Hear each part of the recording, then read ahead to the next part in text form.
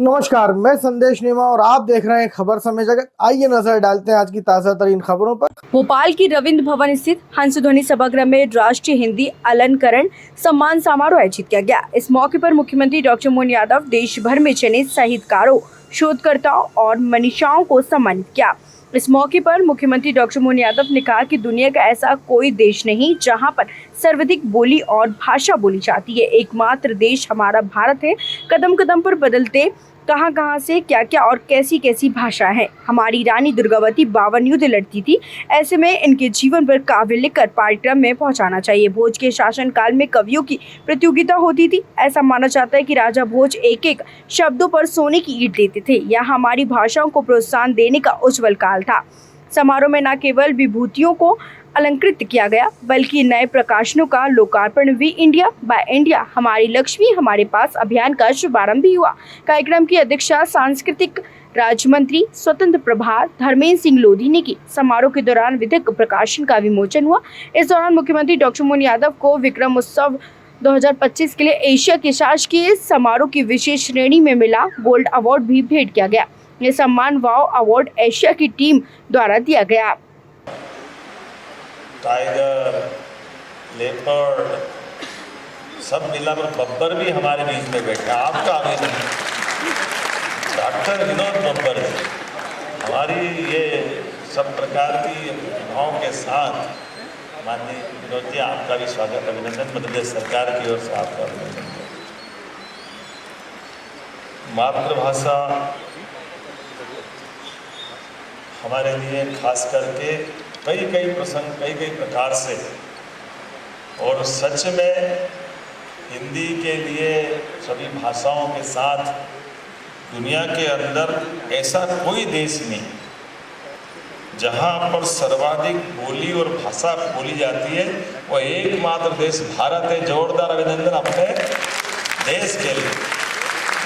कदम कदम पर बदलते कहाँ से क्या और कैसी भाषा, कहाँ एक तरफ लंका की सुंदरता, सक्षमता, स्वर्ण परत से लक्ष्मण प्रभावित हो जाते, तो भगवान राम कहते जरा लक्ष्मण जमीन पे आओ थोड़ा, ठीक है। जननी जन्मभूमिश्च स्वर्गादपि गरीयसी, ये उद्घोष मातृभाषा को नमन करते हुए भगवान राम का कई लाख साल पहले का वो घोष वाक्य हमको अपने अलग दौर में ले जाता है, जो हमारी जड़ों से भी जोड़ता, आनंद भी लाता। और अलाउद्दीन का 1000 साल पुराना इतिहास, बड़ा लड़ैया हुए वाले जिनकी मार सही ना जाए, एक को मारे दो मर जाया, तीसरा धोस खाए मर जाए, मरे के नीचे जिंदे घुस गए, ऊपर लाश नहीं सरकार। क्या बोल रहे हैं, एक को मारे दो मर जा रहा है, क्या कल्पना की है। गजब, ऐसी जो भावना आती है।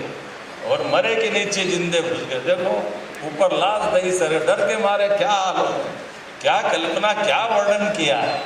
अलाउद्दीन का वो हमारा अमर काव्य वास्तव में गजब है। और ये बात भी सही है, खूब लड़ी मर्दानी वो तो झांसी वाली रानी, क्या उनकी कविता और क्या स्मरण करते हुए। लेकिन ये बात भी सही कि कोई कवि ढंग का नहीं रहे तो बड़ी प्रतिभा भी रास्ते में रह जाती, ये बड़ा नुकसान हो जाता है। हमारी रानी दुर्गावती 52 युद्ध लड़ती। दुर्भाग्य के साथ मैं ऐसे आपसे एक निवेदन करूँगा, ऐसे हमारे महापुरुष और ऐसी हमारी महारानी रानी दुर्गावती सहित ऐसे इनके जीवन पर भी काव्य लिखा करके इनकी भी पाठ्यक्रम में जरूर पहुँचाना है। तो सारी बातें हमारे अतीत के काल की स्मरण कराने के लिए इससे अच्छा मौका क्या हो। ऐसे कई प्रकार के योगदान को देते हुए, और वैसे हमारी यहाँ की माननीय सुरेश जी भाई साहब भी बैठे, चौरी जी मेरी निगाह को माफ़ करना, बाद में ध्यान दें। मैं इतना ही बताना चाह रहा था कि ये भोज की नगरी और भोज के शासनकाल में कवियों की प्रतियोगिता होती थी, कविताओं, और कविताओं की प्रतियोगिता के माध्यम से पूरे देश के लोग कवियों की कविताओं के आधार पे सुनने, और जिनने कविता तैयार की वो मंच पर आकर के अपने प्रस्तुतिकरण देने का, और ऐसा माना जाता था वो बड़ा पुरस्कार तो बड़े वाला है। एक शब्दों पर राजा भोज सोने की ईंट देते थे, एक क्या इनाम मिलता होगा भगवान ही माने। एक एक शब्दों के ऊपर, कविता के रचनाओं के बलबूते पर, तो ये हमारी भाषा को, हमारी कविताओं को प्रोत्साहन देने का कितना उज्जवल काल था। मैं आज के इस अवसर पर यद्यपि काव्य में महाकवि भगवान कृष्ण का एक रूप ये भी, जब उनके मुखारविंद से 64 कला 14 विद्या, चारों वेद, सभी पुराण उपनिषद, सबका सार, और युद्ध के उस घनघोर भीषण कोलाहल भरे माहौल में भी शिक्षा से, उनके मुखारविंद से जो पवित्र ग्रंथ बना, दुनिया गीता कहती, और गीता पे चलना ही संगीत था। हमारे लिए सौभाग्य की बात आज के इस अवसर पर हिंदी दिवस के मातृभाषा अनुष्ठान के इस आयोजन में 2 शब्द बोलने का मुझे मौका मिला।